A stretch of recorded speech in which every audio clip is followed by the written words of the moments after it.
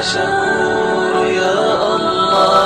لبيك اللهم لبيك، لبيك لا شريك لك لبيك، إن الحمد والنعمة لك والملك لا شريك لك لبيك. Ketika seorang muslim hendak melakukan aktivitas ibadah tawaf, setidaknya dia harus memperhatikan 6 hal terkait dengan aktivitas ini. Yang pertama adalah dia harus memperhatikan dan memastikan bahwasannya Ka'bah yang akan dia kelilingi ini posisinya berada di sebelah kirinya.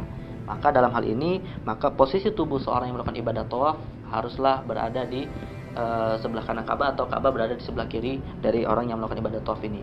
Dasar dari aktivitas ini adalah apa yang dilakukan oleh Rasulullah SAW dan disaksikan oleh para sahabat, di mana Rasulullah ketika melakukan tawaf memposisikan posisi badan sebelah kirinya ini adalah posisi Ka'bah. Hal ini juga didasarkan kepada sebuah hadis sahih riwayat Imam Muslim, di mana Rasulullah SAW bersabda, "Khudhu anni manasikakum," atau ambillah dariku tata cara ibadah hajimu.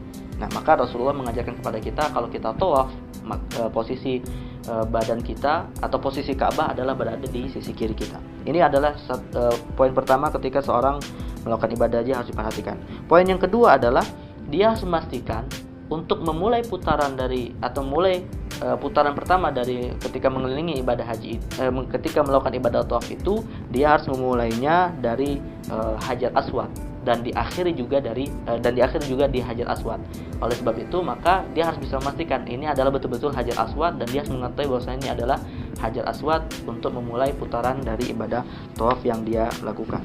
Dari sini bisa kita katakan bahwasanya Hajar Aswad merupakan garis start seseorang ketika melakukan tawaf. Demikian pula Hajar Aswad merupakan garis finish dari ibadah tawaf yang dilakukan. Dan yang ketiga, hal yang perlu diperhatikan juga adalah seseorang ketika melakukan ibadah tawaf, dia betul-betul sedang mengelilingi Ka'bah. Dalam arti harus memastikan bahwasannya jangan sampai dia memasuki areal atau wilayah yang mana wilayah ini dikategorikan sebagai bagian dari Ka'bah, karena sesungguhnya yang sedang dia lakukan adalah mengelilingi Ka'bah atau di luar Ka'bah.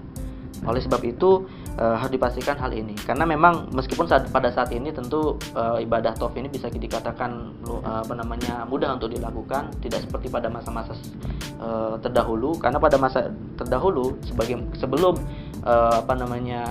Baitul atau Ka'bah atau Baitul Haram itu direnovasi dan diperbaiki, kemudian diberi tanda-tanda tertentu, agak sulit bagi orang yang melakukan ibadah haji, dan banyak kekeliruan ketika mereka melakukan hal itu, hingga di antara mereka ada yang memasuki wilayah Ka'bah padahal itu tidak boleh dimasuki, seperti Hijr Ismail misalnya.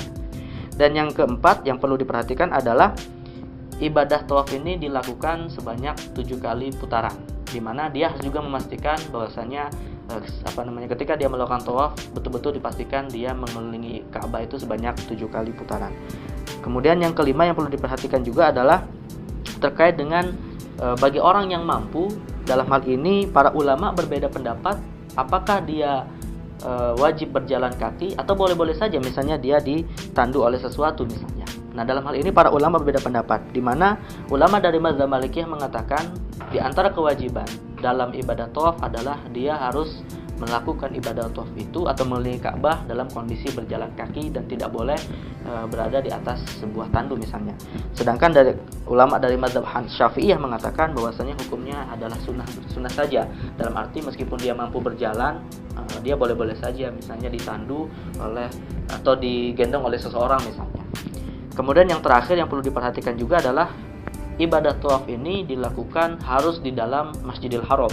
Meskipun jumlah manusia yang sangat banyak, namun bukan berarti ini menjadi alasan untuk akhirnya boleh-boleh saja mengelilingi Ka'bah namun di luar Masjidil Haram. Maka oleh sebab itu banyak para ulama hingga detik ini tidak mengizinkan atau tidak membolehkan adanya inisiatif-inisiatif atau ide-ide tertentu yang mengatakan boleh-boleh saja seseorang melakukan ibadah tawaf di luar Masjidil Haram dalam rangka menghindari kerumunan manusia yang sangat banyak. Dengan demikian maka ibadah tawaf haruslah dilakukan di dalam Masjidil Haram dan tidak boleh di luar Masjidil Haram.